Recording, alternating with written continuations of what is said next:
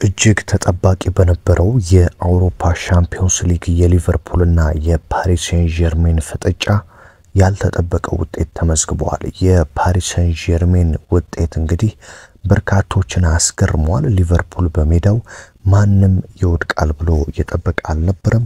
ታዲያ ሊቨርፑል በሜዳው ግን ለፈረንሳዩ ኃያል ክለብ እጅ ለመስጠት ተገዷል።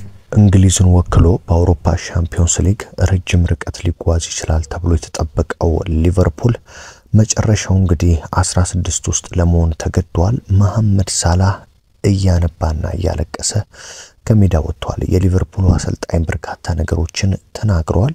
የፓሪስ ሴን ጀርሜን አሰልጣኝ ሉዊስ ኤንሪኬ እንግዲህ ቃላቸውን አክብረዋል። ከዛሬው ጨዋታ በፊት ማንም አንፊልድ ላይ ሊቨርፑልን አያሸንፈውም፣ ሊቨርፑል አስቸጋሪ ነው ተብሎ የተነገራቸው ሉዊስ ኤንሪኬ ችግር የለውም እኛ እናሳየዋለን ሲሉ ተናግረው ነበር። ሉዊስ ኤንሪኬ ብቻ ሳይሆኑ ፓሪስ ሴን ጀርሜን ተጫዋቾች እነ ቪቲንሃ እነ ሮዊ የመሳሰሉ ተጫዋቾች አንፊልድ ላይ ሊቨርፑልን አሸንፈን እናልፋለን ሲሉ ነበር። በርካቶችም አንፊልድን አላወቁትም ማለት ነው ሲሉ እንግዲህ ለፓሪስ ሴን ጀርሜን ተጫዋቾች መልእክት ሲያስተላልፉ ነበር። ነገር ግን የፓሪስ ሴን ጀርሜን ተጫዋቾች ይህንን ማሳካት ችሏል። በዛሬው ጨዋታ እንግዲህ ዳርዊን ኑኔዝ ዛሬም የሚወቀሰው ተጫዋች ሆኗል። ዳርዊን ኑኔዝ እንግዲህ በሊቨርፑል ማሊያ በበርካታ ጊዜዎች የሚተች ተጫዋች ነው። በተለይም ያለበት ጫና ይታወቃል። ሊቨርፑሎች ጥር ላይ ወደ ሳውዲ ሊሸጡት ብለው እንደተውትም የሚታወስ ነው። ታዲያ ዛሬ ያመከናት የፍጹም ቅጣት ምት እንግዲህ የመጀመሪያውን የሳተው እሱ ነው። በርካታ የሊቨርፑል ደጋፊዎችን እያበሳጨ ነው የሚገኘው። እኔ በግሌ እንግዲህ ዳርዊን ኑኔዝ እጅግ በጣም ምሽቱ አሳዛኝ ነበረ። ምክንያቱም እንግዲህ በእኛ ሀገር አባባል የወደቀ ዛፍ መጥረቢያ ይበዛበታል እንደሚባለው ዳርዊን ኑኔዝ እጅግ አሳዛኝ ምሽት ነው ያሳለፈው። ምክንያቱም በጨዋታው ላይ ተቀይሮ ገብቶ ጥሩ አልነበረም። ከዛም ባለፈ እንግዲህ ጥሩ ካለመሆኑ ባለፈ ፍጹም ቅጣት ምት ሲመታ የመጀመሪያውን ፍጹም ቅጣት ምት ስቷል። ያም እንግዲህ ዳርዊን ኑኔዝን እንደዚሁም ደግሞ ሊቨርፑልን ዋጋ አስከፍሎ በተለይም በሊቨርፑል ደጋፊዎች ዘንድ በከፍተኛ ሁኔታ እንዲተች ምክንያት ሆኗል። ግብጻዊው መሐመድ ሳላህ በምሽቱ ጨዋታ ሌላኛው አሳዛኝ ተጫዋች ነው። ከሽንፈቱ በኋላ እንግዲህ እያለቀሰ ነው ከሜዳ የወጣው። ምክንያቱም ደግሞ መሐመድ ሳላህ በዘንድሮ የአውሮፓ ሻምፒዮንስ ሊግ ማሳካት ከቻለ የባላንዶር አሸናፊ ይሆናል የሚል ግምት በበርካቶች ዘንድ ነበር። ምክንያቱም መሐመድ ሳላህ በእንግሊዝ ፕሪሚየር ሊግ እጅግ አስደናቂ ጊዜን ከሊቨርፑል ጋር እያሳለፈ ነው። እንደዚሁም በአውሮፓ ሻምፒዮንስ ሊግ እስከ ትላንትናው ጨዋታ ድረስ እንግዲህ ድንቅ ጊዜን እያሳለፈ ይገኝ ነበር። በነገራችን ላይ የፓሪስ ሴን ጀርሜኑ ተከላካይ ኑኖ ሜንዴዝ እንግዲህ መሐመድ ሳላህን ሙሉ ለሙሉ አቁሞታል ማለት ይቻላል። ምክንያቱም መሐመድ ሳላህ እንግዲህ በፕሪሚየር ሊግ የነበረውን ተጽዕኖ ፈጣሪነት ታውቃላችሁ። ነገር ግን በፓሪስ ሴን ጀርሜን በደርሶ መልሱም ጨዋታ ምንም አይነት ግብ እንዳያስቆጥር እንደዚሁም ደግሞ ምንም አይነት የረባ እንቅስቃሴ እንዳያደርግ ይህ የተከላካይ ስፍራ ተጫዋች እንግዲህ ሙሉ በሙሉ መሐመድ ሳላህን የማምከንና የሚያስራ ተሳክቶለት መሐመድ ሳላህ እንግዲህ በዚህ ጨዋታ ላይ ምንም መፍጠር አልቻለም። በነገራችን ላይ ሊቨርፑል የአውሮፓ ሻምፒዮንስ ሊግ የምድብ ጨዋታ እንግዲህ አንደኛ ሆኖ ነበር ያለፈው። ነገር ግን በቀላሉ ረጅም ርቀት ይጓዛል ተብሎ ቢጠበቅም ገና በ16 ውስጥ እንግዲህ ተሰናብቷል። ይህም እንግዲህ አሰልጣኝ አርኔ ስሎትና ሊቨርፑል ዘንድሮስ የሶስትዮሽ ዋንጫ ያሳካሉ ተብሎ ተጠብቆ ነበር። ይህም እንግዲህ ህልም ሳይሳካ ቀርቶ ሊቨርፑል በስተመጨረሻ ከአውሮፓ ሻምፒዮንስ ሊግ እንዲሰናበት ምክንያት ሆኗል። በነገራችን ላይ ሊቨርፑል ሌላኛው አሳዛኝ ዜና ዛሬ ከመውደቁም በላይ የአሌክሳንደር አርኖልድ መጎዳት ደግሞ ሌላኛው ራስ ምታት ነው። ምክንያቱም አሌክሳንደር አርኖልድ እንግዲህ ሊቨርፑል ቀጣይ ሳምንት በካራቦ ካፕ የፍጻሜ ጨዋታ ኒውካስትል ዩናይትድን ይገጥማል። ይህም እንግዲህ እጅግ ተጠባቂ ጨዋታ ነው። ታዲያ ዛሬ 120 ደቂቃ ከፈጀው ጨዋታ ትልቁ ኪሳራ የአሌክሳንደር አርኖልድ መጎዳት ለኒውካስትሉ ጨዋታ እንዳይኖር ያደርገዋል በሚል እንግዲህ በሊቨርፑል ደጋፊዎች ዘንድ ሌላ ፍርሃትን ፈጥሯል ማለት ነው። በነገራችን ላይ ፓሪስ ሰን ጀርሜን እጅግ መደነቅ ያለበት ስብስብ ነው።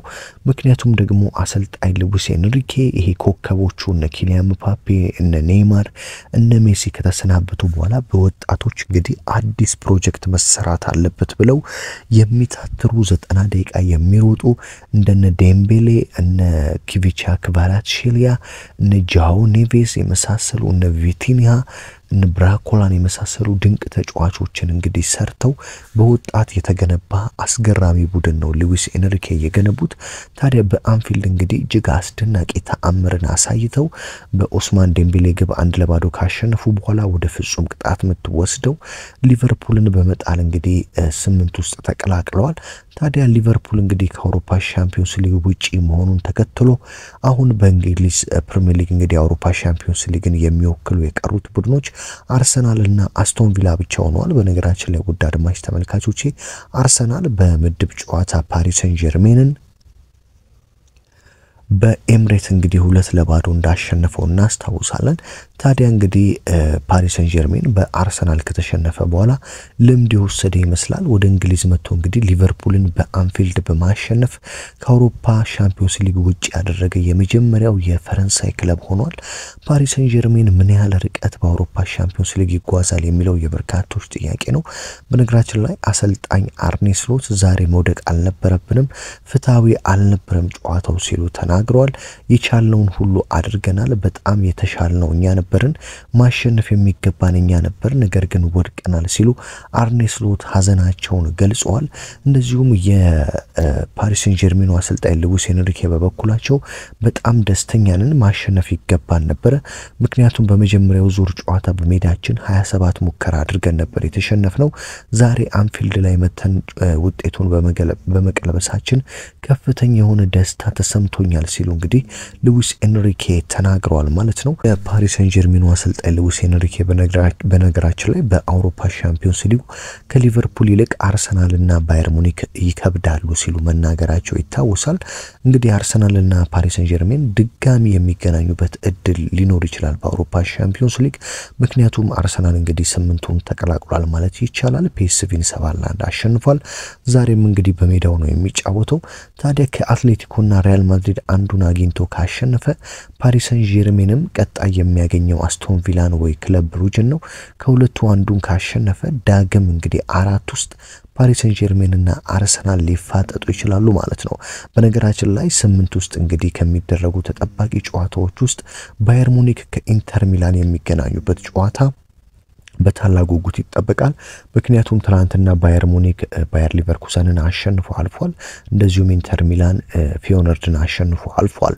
ታዲያ ዛሬ ደግሞ አትሌቲኮ ማድሪድ ከሪያል ማድሪድ የሚያደርጉት ጨዋታ ሲጠበቅ በተለይም አርሰናል ከሁለቱ አንዱን የሚያገኝ መሆኑን ተከትሎ ከማን ጋር ይደርሰዋል የሚለው የበርካቶች አጓጊ ጥያቄ ሆኗል። እንግዲህ መሐመድ ሳላህ የባላንዶር አሸናፊነቱ ላይ ውሃ የከለሰ ውጤት ነው ዛሬ የተመዘገበው። ምክንያቱም የአውሮፓ ሻምፒዮንስ ሊግን ቢያሸንፍ መሐመድ ሳላህ ዘንድሮ ባላንዶርን ይበላል የሚሉ ግምቶች በበርካቶች ዘንድ ነበሩ። ነገር ግን መሐመድ ሳላህ ዛሬ ከሊቨርፑል ጋር ከአውሮፓ ሻምፒዮንስ ሊግ መሰናበቱን ተከትሎ የአውሮፓ ሻምፒዮንስ ሊግ እድል እንግዲህ ምናልባትም ወደ ሌላ ቡድን ሊያቀና ይችላል። ስለዚህ የባላንዶር ተስፋው ላይ መሐመድ ሳላህ ዘንድሮ ላይ ሳካለት ነው ወይ የሚሉ በርካታ ጥያቄዎች ተፈጥረዋል። ሊቨርፑል እንግዲህ ዳርዊን ኑኔዝን በእርግጠኝነት ክረምት ላይ ይሸጠዋል። ምክንያቱም ይህ ኡራጋይ ተጫዋች በትላንትናው ጨዋታ በበርካቶች ዘንድ የሚወቀሰው ነው። በእርግጥ አሰልጣኙም እንዴት የሁሉ ጫና ያለበት ተጫዋች የፍጹም ቅጣት ምት እንዲመታ ፈቀዱለት እያሉም ይገኛሉ። ምክንያቱም ዳርዊን ኑኔዝ በበርካታ ሚዲያዎች ጫና ውስጥ ነው ያለው፣ እየተተቸ የሚገኝ ተጫዋች ነው። ስለዚህ ይህንን ተጫዋች ፍጹም ቅጣት ምት እንዲመታ መፍቀዳቸው በበርካቶች ዘንድ እንዴት እያለም እያስጠየቃቸው ይገኛል ማለት ነው። አርኔ ስሎት እንግዲህ ጨዋታው ፍትሃዊ አይደለም ቢሉም ከውድድሩ ውጪ ሆነዋል። ቀጣይ እሁድ እንግዲህ ከኒውካስትል ጋር የካራቦ ካፕ ፍጻሜ ያደርጋሉ። የካራቦ ካፕ ፍጻሜ እንግዲህ የ120 ደቂቃ አድካሚ ጨዋታ አድርገው ሳምንቱን ሙሉ ካረፈው ኒውካስትል ጋር ነው የሚገናኙት። ይህም እንግዲህ ካራቦ ካፕንም እንዳያጡት ሌላ ስጋት ፈጥሯል ማለት ነው። ውድ አድማጭ ተመልካቾቼ የዕለቱን ወሳኝ ስፖርታዊ ጥንቅር ወደ እናንተ አደረስኩ። አብርሃም ፍቅሬ ነበርኩኝ። በየዕለቱ ወሳኝ ስፖርታዊ ጥንቅሮችን ለመስማት የደውል ምልክቷን በመጫን ቤተሰብ መሆን አትርሱ። እስኪ የዛሬ መወያያ ነጥባችን ፓሪስ ሰን ዠርሜን የሉዊስ ኤንሪኬው አስደናቂ ቡድን የት ድረስ በአውሮፓ ሻምፒዮንስ ሊግ ይጓዛል? አርሰናልስ ዛሬ አልፎ ዳግም ከፒኤስጂ ጋር የሚገናኝ ይመስላችኋል የሚለውን ሐሳባችሁን በኮሜንት መስጫው ሳጥን ውስጥ አስቀምጡልኝ። በሌላ ስፖርታዊ ጥንቅር እስከምንገናኝ ሰላም።